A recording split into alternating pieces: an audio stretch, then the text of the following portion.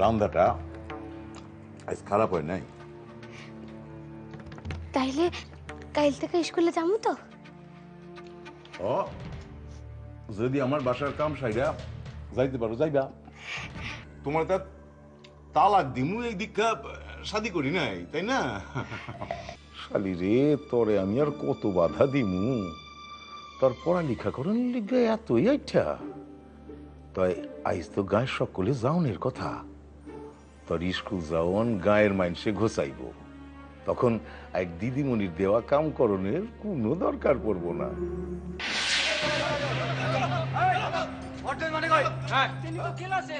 আপনারা এতজনে মিলে ফেরাকি ক্লাস থেকে তো তাহলে ঢাকা যাবো না। দেখেন আমার কথাটা শোন, যে কেউ একজন কথা কইতে পারবে না।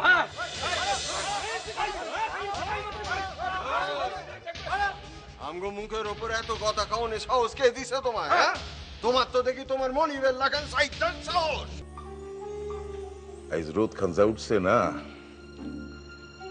আকাশ থেকে জানি আগুন বেরোতেছে। ওই মাথা খান ধরে রইছে, যদি একটু টিপা দিতা। এখন মাথা ব্যথা করে এখন, আর তুমি যদি করো 2 ঘন্টা পরে টিপা দিবা। তাইলে আমি ঘরে গিয়া শুই, তুমি আসো।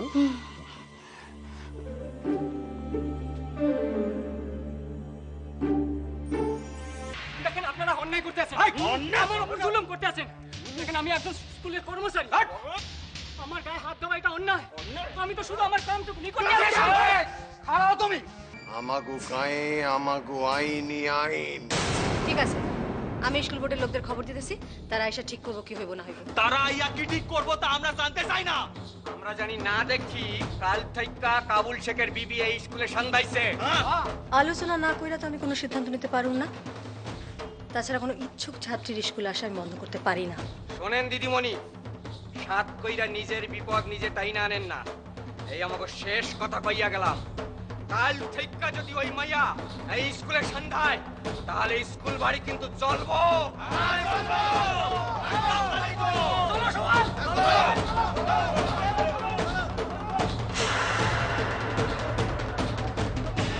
কথা প্রণাম করতে। হ্যাঁ হ্যাঁ, নমস্কার। আমি তোমার দিকে অপেক্ষা করতেছিলাম।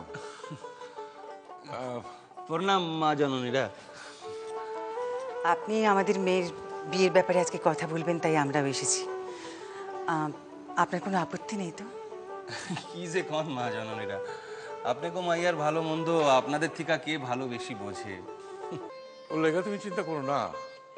মাজারের পাশে তোমাকে থাকুন লেগা আমি একখান ঘর বানিয়ে দিব। আমি তাহলে মায়াটারও আর গাঁ ছেড়ে বেশি দূর যাইতে হয় না। কথা কথা আপনি আমাকে গায়ের সকলের অভিভাবক। আপনি যদি ভালো মনে করেন আমি মামির কাছে থাকতে পারো? ঠাকুর, এসব স্বপ্ন না তো ঠাকুর। তাহলে ওই কথাই রইল, আমি কাল থেকেই ঘর বানাইবার ব্যবস্থা করতেছি। তাহলে আমি এখন আসি মা জননীরা। সে কি আসি কি? আজ তো দোকানে না খাইয়ে যাইতে পারবে না। ছোট, একটা কাজ কর, চল তুই আর আমি বরং রান্নাঘরে কি ফকির সাহেবের খাবার ব্যবস্থা। এই দেখেন আপনারা ব্যস্ত হইতেছেন। শোনো, অন্ত তুমি শুধু গ্রামের ফকির ন, আমগো জামাই। হ্যাঁ, এ কথা ভুললে চলে? জামাইয়ের একটু খাতি যত্ন করতে দিবা না? ইস, মামাই জানি কি। একটু পানি খাইতাম। আপনি বসেন, আমি এখনই দিতে কইতাছি। মধু, মধুমা। আরে মাথার ব্যথায় মরে যাইতেছি, তুই লোকটা লাগান চিল্লাস। ঠিকঠাক আপনারা অহনি স্কুলে যাইতে হইব। দিদিমণি লোক পাঠাছিলেন, সেই লোক পথে আমাদের দেখা আপনাদের অহনি স্কুলে যাইতে লাগবো। দিদিমণি মিটিং ডাকছে। অখনই যাইতেছি। তুই আউগা, আমি পোশাক খান বদলায় যাইতেছি। তুই আউগা আউগা আউগা। এই মানুষই গায়ের লোকের খাপাই নাই তো? দয়ালা যতই কথা আসুক, আমার পড়ালেখা কেউ বন্ধ করতে পারবো না, এই আমারও শপথ।